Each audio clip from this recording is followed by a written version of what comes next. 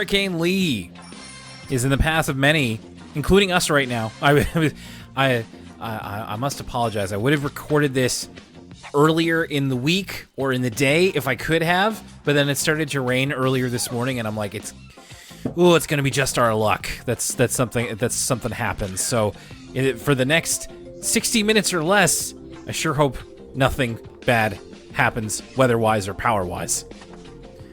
We're on the roller coaster right now, folks, and you're riding it with us. It's funny, I feel like we've been trying to get away from talking about the weather every week because though that might be very interesting to East Coasters like ourselves, it doesn't really play if you're listening to the show in Finland or Israel, which apparently, according to our metrics, some people do. That being said, I feel like this is one that's actually affecting a large portion of the listeners, right? It's making its way up the United States East Coast just as much as... oh my goodness. I'm so wrapped with worry over this hurricane, Will, that I can't even speak properly. Well, that's what I'm saying, is that, like, yeah, I think you're right. It's like the kind of, like, topical, like, oh, the weather here in Nova Scotia, Canada. It's like, yeah, I know.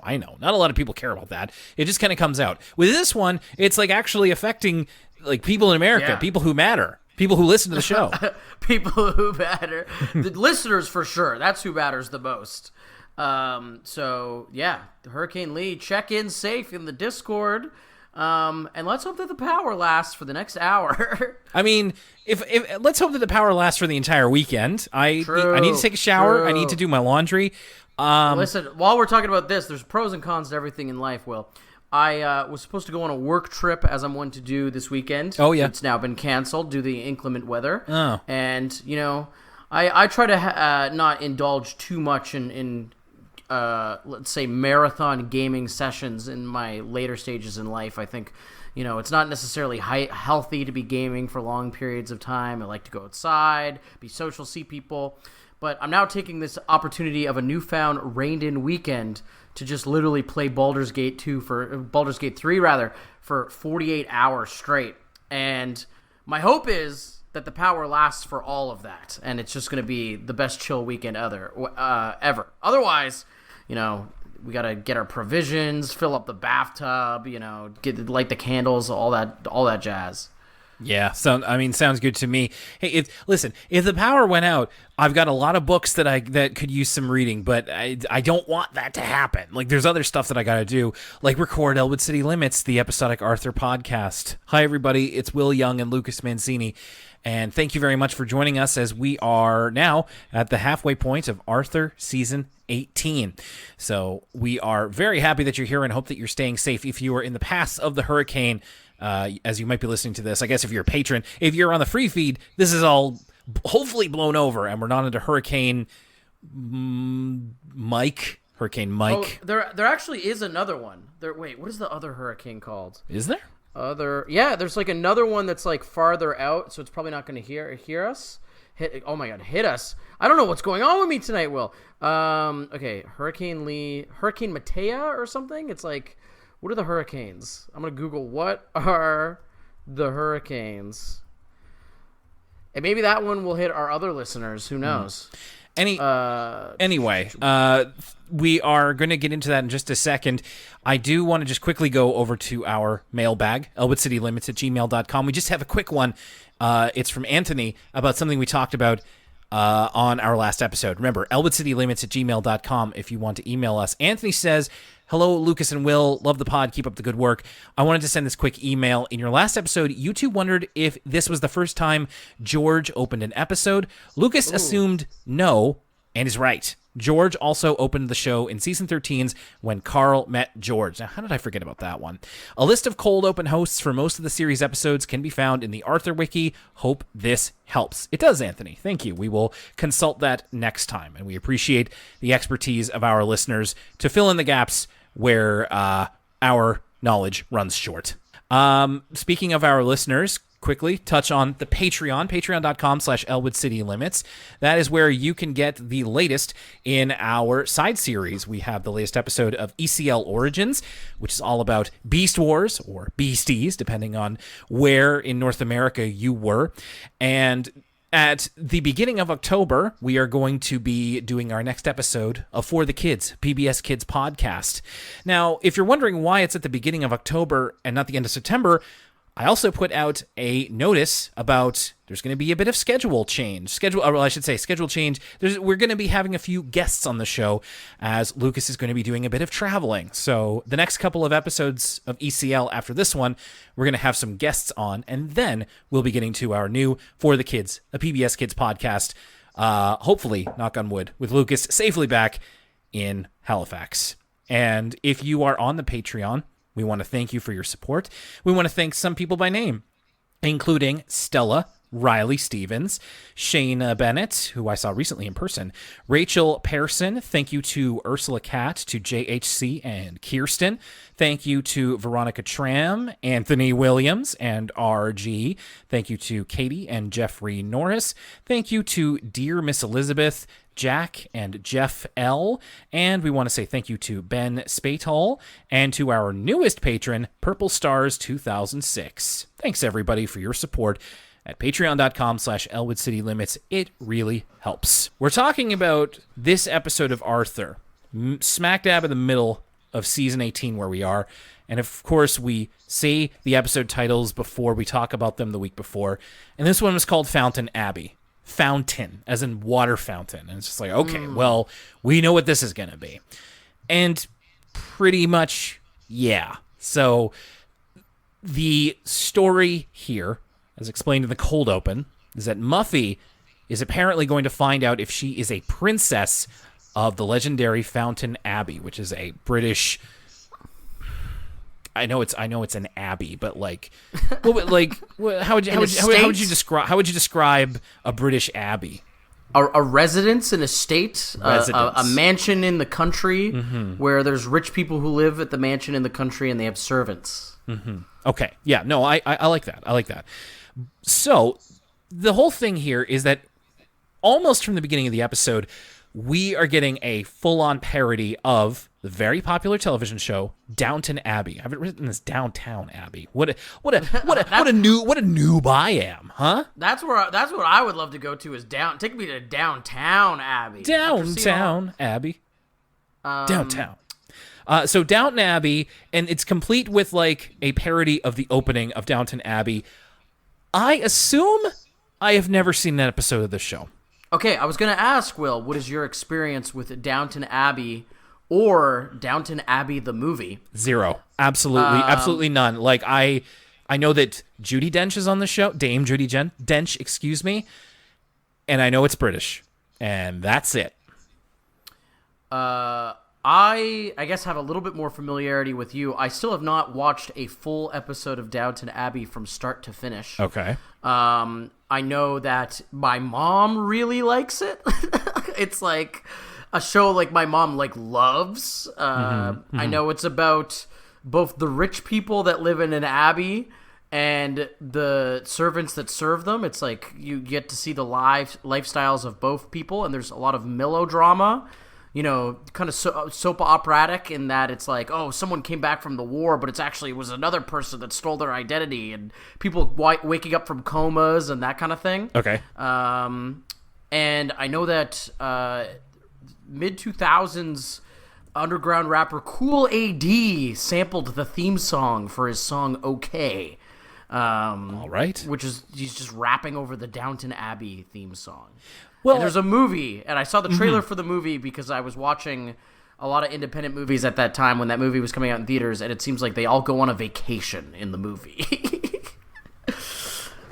Okay, so it also puts it into perspective a little bit, because in this, we've determined that this is 2013, 2014-ish, and it really puts it into a space and time of that was Downton Abbey. Now, of course, you can still watch it now, but it's hard. We're still kind of forming a cultural memory of the 2010s. So it's funny to think of Downton Abbey as that was 10 years ago. Wow, it feels like it was just yesterday. Anyway, I'll just apologize right away. There's going to be a lot of Downton Abbey references that we're talking about in this episode. I don't get them. They went right over my head. I'm sorry. Okay. one more thing I want to talk about, especially with this cold open, Yes. is the title treatment is kind of notable in that, Arthur's done countless parodies from Henry Screever, which is, an early season parody. The Scare Your Pants Off books, which are essentially like Goosebumps books. But I don't think we've never ever gone full on to an episode of Arthur is like full on parodying a show to the point where we like have a fake name and like a parody name and title treatment. Yeah. Right? Like this Downton, I'm paused on this Fountain Abbey logo right now at 136. And it literally is like the same thing happens in the Downton Abbey sequence where it's like it says Downton Abbey and there's like a mirror image of the Abbey, and it's like because it's supposed to connote like, oh, the people who live in this alley, there's two lives to be had in this Abbey, right? Those who serve and those who are being served. So we've had our parodies in the past, but I don't know if it's ever been so one-to-one like this. Well, you could argue they had an episode or two that was like an extended thing with the Hercule Poirot detective that Fern plays, but that's also like Poirot was a literary character as much as he is like a television or film character, so it's kind of similar-ish, but not exactly what you're talking about. This may be the longest, and of course there was long ago we had the multiple television parodies in that one episode, but that was, again, multiple. So it makes sense because Downton Abbey is a PBS property. It's distributed by PBS in the States, and it would make sense that they would probably try and, at the time, surely a lot of parents who had kids watching Arthur were probably watching Downton Abbey themselves. So yeah, I think it totally makes sense. It's just too bad we don't know much about it. And because it's a Downton Abbey parody for much of the episode, a lot of the characters have to put on British accents. And I will say, Melissa Altro, who voices Muffy, and Bruce Dinsmore, who voices Binky, very good British accents. Sometimes the cultural accents can be a little bit, they can be a little broad because they're mainly comedic. These are pretty good, I think. That's my first note of the episode is accents, all one word, all caps rather. Yeah, they're not necessarily bad. It's just that there's a lot of them. There are. And so if you know, like that these are people acting, it maybe could get on your nerves, but they're actually pretty well executed. It's not like we've seen in the past, like you said, where sometimes some of these French accents are getting a little bit wild, and that's not even to make mention of that Italian flea. Yeah. These are fairly good. You can tell that everyone's trying to basically give it their best here. Mm-hmm. I mean, it's kind of like with people wanting Charles Martinet to be the voice of Mario for the entire movie. Not to reference this movie again, but it's just like, yeah, but after like 10 minutes, it would get a little bit old. So they do manage to do it without a whole lot of like really playing it broadly. So, like I said, Muffy is apparently going to find out she's a princess of Fountain Abbey. They have sent away for an online ancestry service, your 23andMe and stuff like that. You ever done one of these? Not really, because it's kind of a foregone conclusion. Like, it's not one of those things where it's like for instance here, Muffy and Binky. First of all, big revelations here with Muffy that she's British. We don't really know a lot of the cultural ancestry of a lot of these Arthur characters. Mm-hmm. But with me, it's not like I have to go back that far into my ancestry to figure out where everybody came from. So it's not worth giving up my DNA, my precious DNA, to find out for me. How about yourself? No, not me. My wife did a similar thing once, but it was it was less about family lineage and more to like answer questions about like genetic predisposition for illness or disease. It was more of like a medical issue thing, and it was mostly positive, or at least it was revelatory. So no, I haven't done one of these either. It's like, yeah, I don't have the money for that.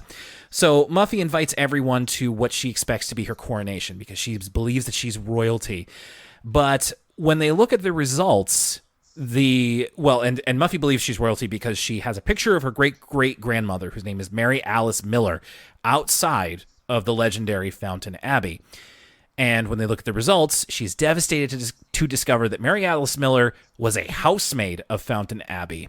But Binky finds this interesting because he has a similar photo of an ancestor outside Fountain Abbey, and he investigates and finds a picture of his ancestor, whose name is Lord Bingford Bantam, the owner of Fountain Abbey. So Muffy is not descended from royalty, but Binky is. It feels like a retcon. Like, I don't know how Sure. far back in history we have to go to get to, when... It just seems crazy unlikely that... Because this is in England, right? This isn't taking place in the colonial United States. So it's like, okay, so Binky and Muffy's great ancestors happen to know each other, and then their families happen to both kind of immigrate to Elwood City.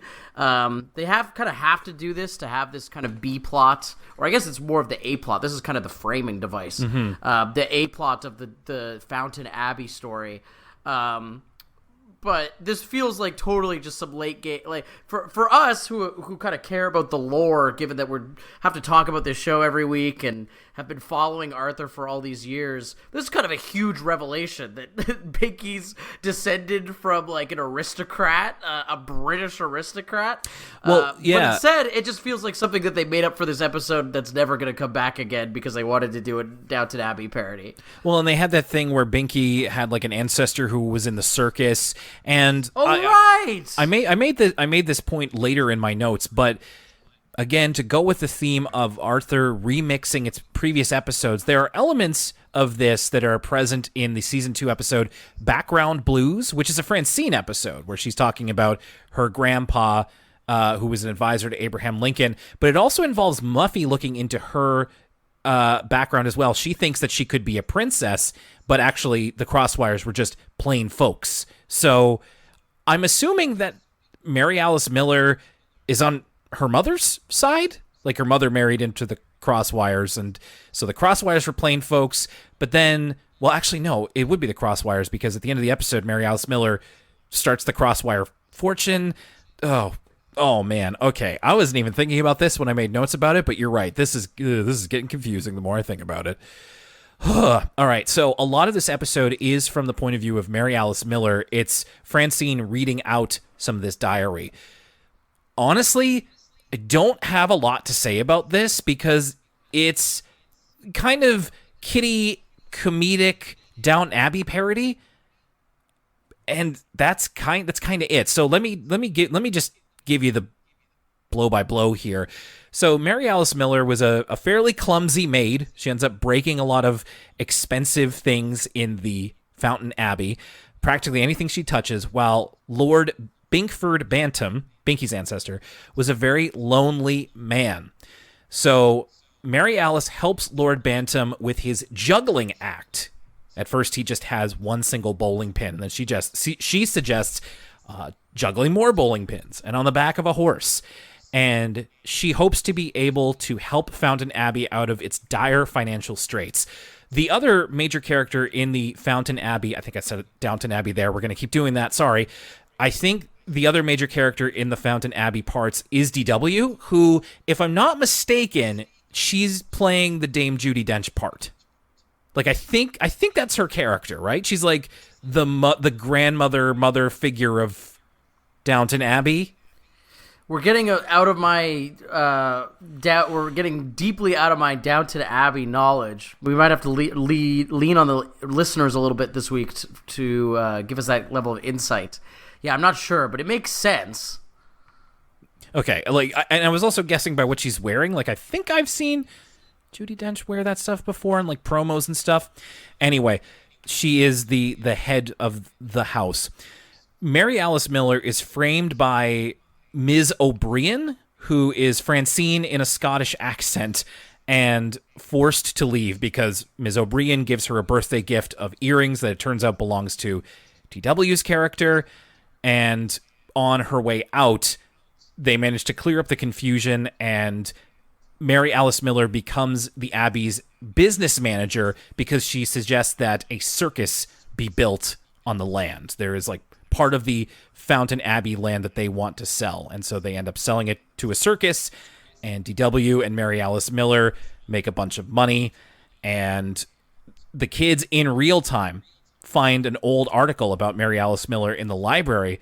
They find out she sailed to America after selling Fountain Abbey to a newspaper mogul, and they started what would end up being the Crosswire car business.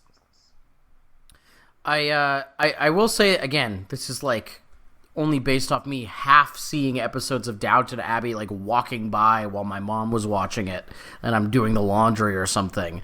But I think the events of this parody hold pretty true to the kind of like backstabbing and melodrama in a typical Downton Abbey episode. Yeah. Like specifically that little episode with the earrings, Francine giving her the earrings and it's like, you know where it's going. It's like, oh, she actually stole them and Francine's lying and she's trying to get her kicked off. But, the kind-hearted Binky takes pity on her because she's got so many good ideas. This feels like something that's very reminiscent of kind of how Downton Abbey operates. Yeah, it seems to be a good style parody because even though you and I have not seen it, it feels true to what little we understand about the show. This would be a great opportunity for any of our listeners who are familiar with Downton Abbey. Please email in and let us know how Arthur got it because we can't really judge by that, by what we see here. And at the end, Muffy just comes to a better understanding of her ancestry and hopes to visit Downton Abbey one day. And that's kind of all I got. Was there anything else you wanted to say about it?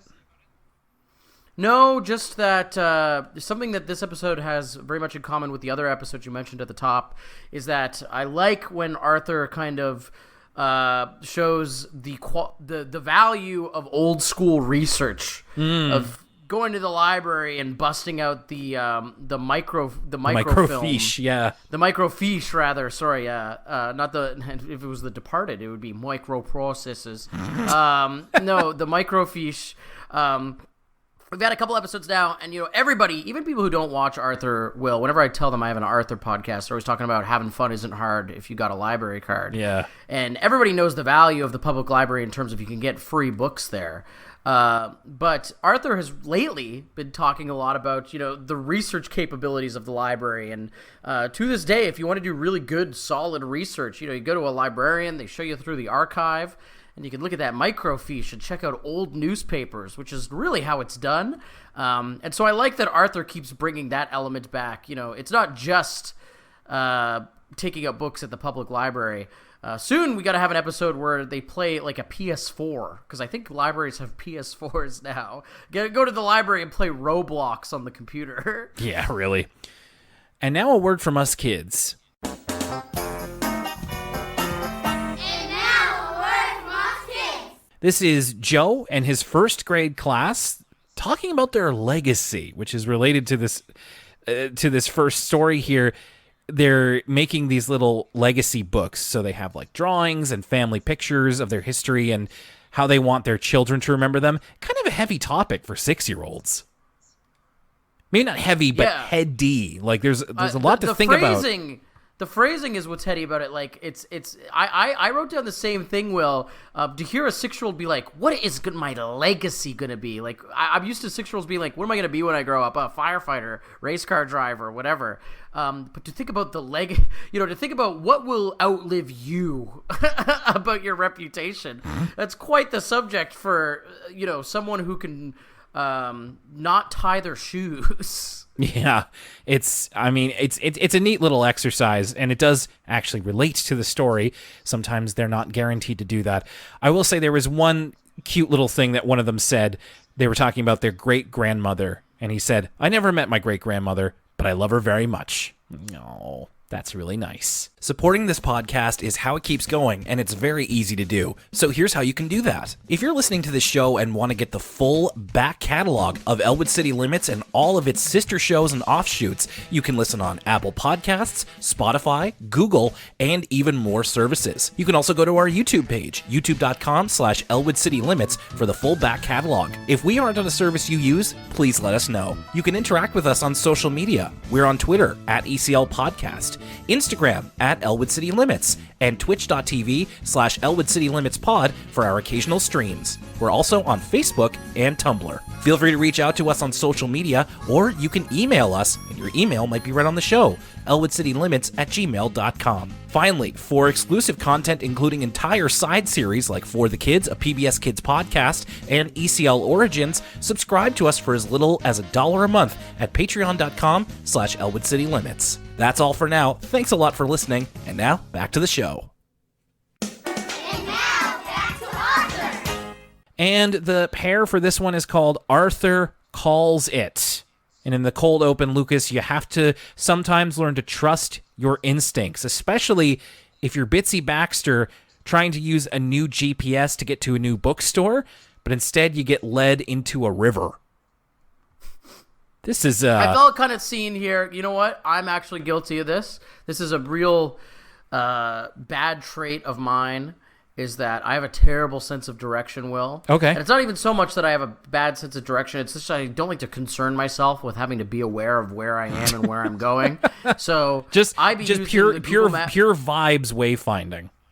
Well, I'd be using the Google Map to go to places I've been to like 100 times. I'm in my own city, and I'm using Google Maps from point A to point B because I'm like, the computer knows the best way. The robot knows the shortcut. And sometimes, like for Bitsy here, it goes awry, and I'm all turned around because I decided to use the Google Map instead of my own good instincts. So I actually really liked this intro. It's not often that I relate to Bitsy of all people. Right. I also think that where this ends up going actually gets kind of thrilling near the end.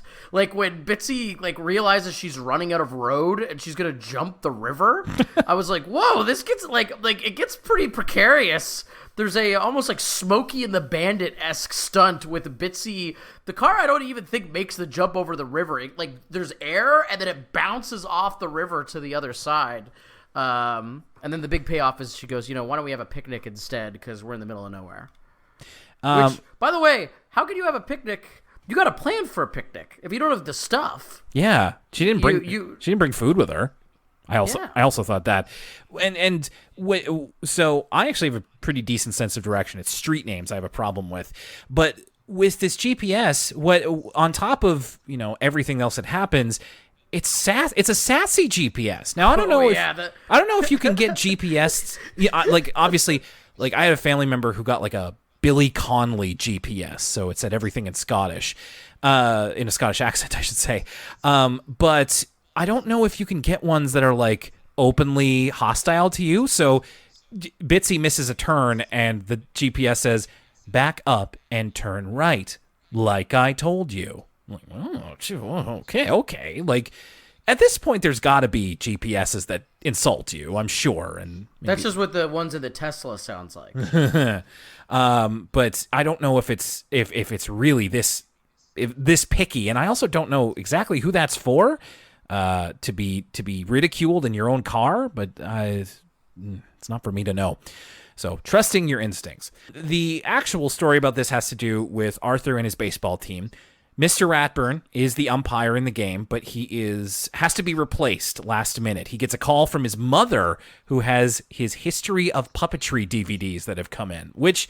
Whoa. Yeah, they're not just History of Puppetry DVDs. Did you notice what auteur actually put together the History of Puppetry documentary? No, I didn't. It was Ben Kearns. So, meaning that it's a parody of Ken Burns. Oh, I completely missed that. He was like, by Ben Kearns' History of Puppetry.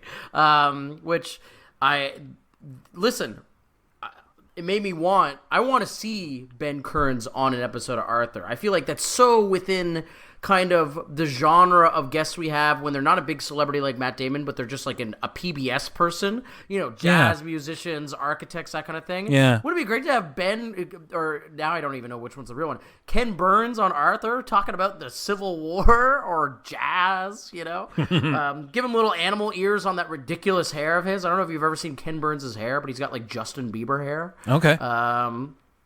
Be a fun time. I'm a fan of the films of Ken Burns. I've never seen a Ken Burns yet. I would like to. So yeah, the History of Puppetry DVDs, which to me, I'm interested. I would watch that. So somebody has to replace him as the umpire, and both teams determine that the fairest person they could think of who's there is Arthur. So Arthur is going to be the umpire. There's a good line here because George and Wally are doing the commentary, as we established in a previous episode. That's what George is really good at. And Wally says, "I have a conflict of interest. I'm related to the bat." So, decent, I thought. Arthur, as the umpire, makes a very tricky call where Buster hits a near home run and runs all the way home, but slides into home and Arthur says that he is out, and his friends get very mad at him because they're convinced that Buster wasn't out. But Arthur sticks to his guns. This is actually, it's. I would say it's more like Arthur to bend, but he believes he's right, and he refuses to apologize to them. He thinks that he made the right call here. So, I mean, kudos to him. He's not always he doesn't always have the straightest spine of everybody, the most backbone, I should say. Everybody's incensed, especially Francine, Muffy, and Buster. Francine goes as far to publish a poll in the Frensky Star that 72% of kids who were polled say that Arthur was wrong, even though, as he says, none of them were there. So how would they know? It's right. We kind of get the whole cast, like how everyone's reacting to it. Buster's through line here is he's writing a memoir about the situation called I Was Safe, which Buffy suggests he changes it to Safe 2, Safe, so that it's easier to make sequels, Safe 2 and Safe 3. Yeah, no, I like that because Muffy's going to make the movie adaptation of I thought that was really good too. Francine also has this bit where she goes up to Arthur and is just like, "Look, I'm really sorry. I didn't mean to like make you upset about this whole thing. Listen, I got you this as like a present, and it's a pair of glasses because he clearly needs them." And I'm like, okay, the walk up to that bit was really good. I appreciate her commitment to it. We see George put on the glasses. I think he looks a bit like Bubbles from the Trailer Park Boys. He's got the big old pupils. Oh. I didn't even. I see the resemblance. Muffy tries to bribe Arthur as well. She drives up in her limo next to his house and drops a new Dark Bunny action figure with detachable jetpack and kung fu grip that Arthur picks up for her, and she's like, "Oh no, you can keep it." And Arthur's not interested. Again, he's just very much sticking to his guns. And then she said something along the lines of. What about a visit from Mr. Imitation Golden Watch? Well, so a couple of things about this. One, what makes this bit work so well is that Arthur knows what's going on from the jump. Like, she drops her Dark Buddy action figure so obviously, and Arthur like doesn't even want to pick it up because he knows where this is going. And he slowly goes to pick it up, and Muffy immediately, the second he lays his hands on it, is like, "You can just keep it, by the way. I don't even need it."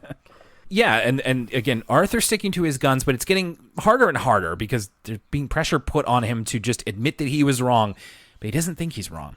And Arthur is torn as to whether to apologize and get everyone off his back or continue to stick to his guns. He has a brief psychologist couch moment with DW, who is wearing a fake beard that she found in the garage because it keeps her chin warm. But he doesn't really get anywhere with that. Meanwhile, this is really funny because for some reason, like, I get why this parody exists in the context of this episode, but if you think about it, why does DW understand the mechanics of psychoanalysis? like, why is DW doing this bit? And it's really funny. Arthur's laying on the couch, and DW's like, "Yes, continue, yes." Interesting. Well, Arthur's like, "Why are you talking like that?" She watches too much TV. I don't know what to tell you. As you said, Buster is making a book. He took as you said, he's writing a book called I Was Safe because when they were initially discussing how Buster was safe with Arthur at the Sugar Bowl, they say it's like, "Oh, I could have done this in the amount of time between when Buster was tagged." And Buster says, "I could have wrote a book, and I will write a book." So he does go along with I Was Safe, or the Safe series, as Muffy will adapt it. So he's going to use, of all things, a guided meditation CD to try and go back into his memories and remember being safe. Like, he's going to take a nap with this guided meditation CD on and remember what happened. And what we get is a sequence in Buster's dream that is chock full of Arthur visual cameos, especially ones related to Buster. So I'm going to miss some of them surely, but here's a couple of the ones that I caught. Imagine this. The scene is Buster plummets from a cloud where he is talking to a crow to the baseball game. And along the way, we get different cuts of things floating past the screen. Some of them are just like objects like pizza and stuff like that. But then there's specific things, like we see the flag for Kidonia, There is the baseball turns into a woogle briefly. We see the comedian Vince Ruckles. We see squirrels, which is a reference to that episode from a few seasons ago. We see the Grain Reaper, which was a model from a few seasons ago as well. And there's a lot more. Like, I always like to bring up when the Arthur writers are attentive to continuity, because there's a lot of visual continuity shout-outs, probably even more than I mentioned here. Two things about this. One, it's awesome that there's so many Easter eggs for the heads like ourselves. Yeah. Two, this is just a fun, I always like it when Arthur gets psychedelic. And when Buster sat down for his transcendental meditation, his recall exercise, I didn't realize it was going to get so kind of wacky and out there with him, baseball sliding on the moon, with all this stuff floating around. So I like that it's psychedelic. I like all the references. Just because I noticed this, and so I don't want to rag on things too much. But I will say that when this dream slows down at the end, it goes slow-mo for impact to kind of accentuate how the catcher actually did catch the ball before Buster had slid in. Mm-hmm. It goes into a slow-mo effect, and unfortunately, because of the flash animation, it looks kind of bad because you could really see the frames, and not in an artistic way, but in a way where it just looks like kind of bad flash animation. And it's a similar, it's not that this would always happen with slow motion, right? In early seasons, you can present slow motion in a way that's a little bit more visually interesting, like when they give characters a trail, or they kind of leave outlines of the previous frames. And this one just kind of felt a little bit lazy, which kind of it mars what is otherwise a great sequence that I really enjoyed. Well, it's funny you mentioned transcendental meditation, because in that slow-mo, I noticed that too. I didn't want to I wasn't going to bring it up, but I did notice that oh yeah, that slow motion looks weird. It does remind me of when you see slow motion in a David Lynch movie. It's artificial looking to the point of well, he probably meant for it to look that way. Or if he didn't, then it adds to the weird surreal feeling. So I also kind of was thinking of David Lynch, just Buster took one of my transcendental meditation classes, and now he's coming over to film a scene for Twin Peaks Season 5. I just wanted an excuse to do my David Lynch. You thought you saw your movie on a telephone. On your phone. There's no greater sadness. So Buster, through this, as you said, remembers that, no, actually he was out, and Arthur was right. Francine reveals that Muffy has footage of the supposed strikeout, and they're going to watch it at her house. But Buster runs in before it can be screened, and he admits that he was out and Arthur was right. And at this point, the tide begins to turn in favor of Arthur. Namely, Buster remembers that he was out. George admits that he's going to go with the umpire's call. Muffy decides that it doesn't really matter, and then Francine begrudgingly says, okay, well, you were the umpire, so what you say goes. And it's okay, Arthur was right, he was vindicated, we're all good. They all go to leave. Francine runs back in to see Muffy's footage, and at the end of it all, she actually missed the slide home because she stopped to look at the Crosswire Motors blimp flying overhead. So it didn't matter anyway. And that's the end. That's the end of it. Anything we didn't get to? Nope. I mean, I'll cover more of this in final thoughts, but that was the ending I was hoping they were going to go with. I really like that they leave it up to the audience. It's not important whether he was actually out or if Arthur had missaw it. It's what's actually important is that Arthur stuck to his guns and trusted his gut in the face of all that adversity. And so I like that they get so close to revealing it and then kind of pull it away. Mm-hmm. Really good way for that episode to wrap up. So, speaking of final thoughts, let's do it. Downton Abbey. So we've both admitted that we're on the back foot when it comes to, I guess, truly appreciating everything that this episode was going for, but how did you feel about it? I mean, it was pretty good.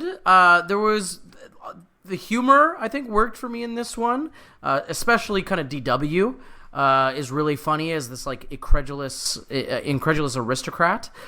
It's hurt because it is such a one-to-one parody of Downton Abbey, and I have no reverence for the source material. I'm just kind of left wondering, I wonder how close to Downton Abbey this is, but I don't have enough context to know. It made me think of that Cool AD song, which I probably haven't thought of in 7 years or something. But it's definitely not, I don't have I feel like you have to kind of have a reverence for Downton Abbey for this to be one of your favorites of the season. So not a boring episode, not an uninteresting episode, but just one that I can't see myself putting in a top 5 because I'm not really excited about it. What about you? I'm pretty much in the same way. I feel like I can respect what it's going for. And as we said, there's enough that you can recognize, even if you don't know much about Downton Abbey, to be like, oh yeah, I can see how that's probably like good for the show. But I mean, it's a risk whenever you do a long form parody episode in any cartoon. I was listening to a podcast yesterday, and somebody was talking about how when they were a kid, they were watching an episode of Pinky and the Brain, and there was like there was an episode that was basically a Man of La Mancha parody, and it's like, well, that right away is going to lose a lot of kids, or at least confuse them. But I think a lot of us appreciate when they do that. So, as I say, the risk is that it's not going to work for everybody, and it didn't work for me in the sense of like I don't have any attachment to Downton Abbey. But I like that they did it. It seems like they did it well. It was a decent little story. Again, a kind of a remix, but in a different way that involved a PBS property. Funny enough. And it was like it's fine. Like I don't have any problem with it whatsoever. I'm not super excited about it like you. I'm just kind of in the middle about it. But I again would love to hear about any of our listeners who were like Downton Abbey heads and were way into this, and tell me like why and what they got right. I would love to hear. Arthur Calls It. I would say I like this just a little bit better because it's again there's no parody that I'm not familiar with. Again, it's more in the like pretty good. Much like last week's episode, it's another good light watch. You were talking about how you thought it might end. I figured it was going to end with like everybody agreeing Arthur was right, and then the video shows that he was wrong, but nobody watches it or something, and then the footage gets deleted or something. But I appreciate that they have Arthur, as I said before, have like a backbone and be like, no, I think I was right. And then it's all about, do I say I was wrong just to make everybody happy, or do I stick to my guns and maybe lose friends? It's not that serious, but it is an interesting thing to put in there. A lot of good visual references, some funny lines in here. It's just, it felt light, and that's good. Like, light episodes are not bad, but it also just means that, like, this, depending on what the rest of the season looks like, this could make a top 5, but I don't feel particularly strongly about it. I'm just like, yeah, it's pretty good. I actually feel pretty strongly about this one. I loved Arthur Calls It. You loved it? Yeah, I was just, maybe I was in the mood for something light, given the storms knocking down our windows. That's true. But from the rip, I was really engaged with this episode. I don't know why, but I found, maybe it's because this is a story that they haven't really told yet, and it's a unique moral of, sometimes in the face of everything else in life, you're going to know you're right, and all you have to go on is kind of that inner trust, and everybody else is going to try and tear you down. And it's a unique moral, again, for an Arthur episode to tackle. Yeah, the opening with Bitsy getting lost I thought was really funny. I like the framing device of the whole episode of kind of Arthur seeing this baseball event and everybody else is kind of contesting his call. I like everybody trying to bribe Arthur and Francine trying to bully him with the press. Arthur kind of falters near the end. He's like, maybe I was wrong. I don't know. I liked the bit with DW as a psychoanalyst. The bit with Buster writing his novel, and the whole reason why he does the transcendental meditation is so he can remember it better for his memoir he's going to write about it. The trippy sequence, the dream sequence, and then I love the way it all wraps up with everybody decides, it doesn't matter. We trust Arthur at the end of the day. We're not going to watch this footage. And then even when you do watch the footage as the audience, you're like, okay, what really did happen? We get, it's left up to the imagination, which is I like when stuff ends that way. They leave an opening for the audience to kind of fill in the blanks. So I don't know, from start to finish, it's a really simple, there's not an episode with a B plot per se. It's a pretty simple through line of Arthur sees this thing, nobody believes him, and then we kind of wrap up. But I kind of liked it for that. I really enjoyed the simplicity, and I like the moral. Well, cool. I always appreciate when we're of two different minds about something, because I enjoy seeing it from your perspective. So, all right, maybe I'm missing something. Maybe it was in a different headspace or something like that, but interesting. I'm very glad that you were stronger about it than I was, and perhaps some of our listeners are as well. Thanks, everybody, for listening to this episode of Elwood City Limits. We appreciate you being here, and again, if you're in the path of Hurricane Lee, stay safe. Coming up in the beginning of October, after Lucas comes back, we are going to be recording our next episode of For the Kids, a PBS Kids podcast, which is one of our 2 Patreon-exclusive series, and we're going to be talking about Angelina Ballerina, which is one of the more requested PBS Kids shows in amongst the submissions that we've gotten so far. And coming up next week, we're going to have actually quite a few guests on the show in this one episode.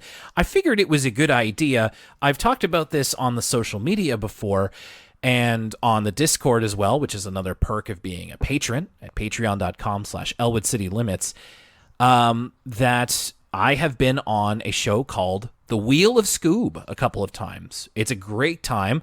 I was on to talk about the 2 Scooby-Doo and WWE cartoon movies. It was a great time. I love talking with those folks. And I thought, well, if I'm looking for guests, why don't I have them on, and we can do a little bit of a Wheel of Scoob style episode of Elwood City Limits to give you an idea of what the show is like. Of course, they have their own Patreon, and we'll get into all that next week. But the Wheel of Scoob trio are going to come by to help me talk about Whip, Mix, Blend, and Staycation. So I'm looking forward to that, and we're going to have another guest the week after that, but we'll get into that when we get into that. Lucas, with your travels up ahead, we wish you happy trails. Of course, you're not going to be traveling during this inclement weather, I certainly hope, and we'll look forward to you returning, because when you get back, it's going to be Halloween season. Whoa, I'm frightened. I'm scared. So yes, thank you again for joining us for this episode of Elwood City Limits. We got guests on the way. We've got more Patreon content coming, and lots more to talk about when it comes to Arthur. My name's Will Young, and for Lucas Mancini, Sweet Sycamore, the bunny's coming clean. We'll see you next time.